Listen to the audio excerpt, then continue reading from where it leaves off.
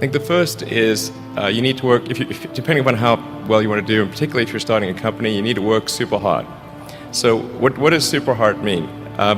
Well, when my brother and I were starting our first company, instead of getting an apartment, we just rented a small office and we slept on the couch. And we showered at the YMCA, and we're so hot up we had just one computer, so the website was up during the day, and I was coding at night, 7 days a week, all the time. And I sort of briefly had a girlfriend in that period, and in order to be with me, she had to sleep in the office. So work hard, like every waking hour. That's the thing I would say particularly if you're starting a company. And I mean, if you do simple math, you say like, okay, if somebody else is working 50 hours and you're working 100, you'll get twice as much done in the course of a year as the other company. The other thing I'd say is that if you're creating a company or if you're joining a company, the most important thing is to attract great people. So either join a group that's amazing, that you really respect, or if you're building a company, you've got to gather great people. I mean, all a company is a group of people that have gathered together to create a product or service. And so depending upon how talented and hardworking that group is, and the degree to which they're focused cohesively in a good direction, that will determine the success of the company. So do everything you can to gather great people if you're creating a company. Then I'd say focus on signal over noise. A lot of companies get confused. They spend money on things that don't actually make the product better.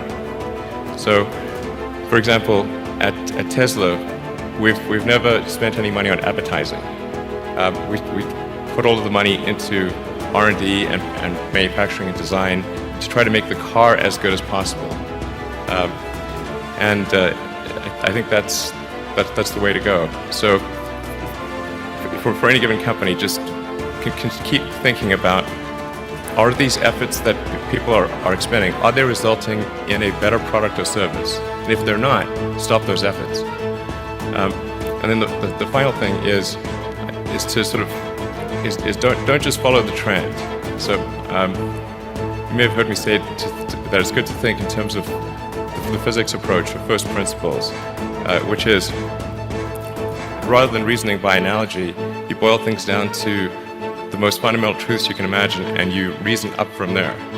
And this is a good way to figure out if something really makes sense, or if it's just what everybody else is doing. It's hard to think that way. You can't think that way about everything. It takes a lot of effort. But if you're trying to do something new, it's the best way to think. And that framework was developed by physicists to figure out counterintuitive things like quantum mechanics. So it's really a powerful method. Anyway, so that's, and then I think that the final thing I would encourage you to do is, now is the time to take risk. You don't have, you don't have kids.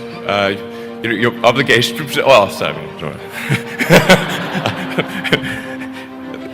probably don't have kids.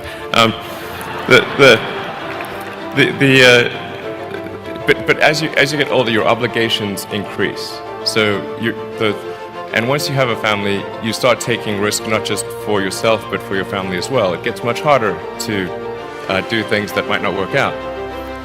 So now is the time to do that before you have those obligations. So I would encourage you to take risks now, to do something bold. You won't regret it. Thank you.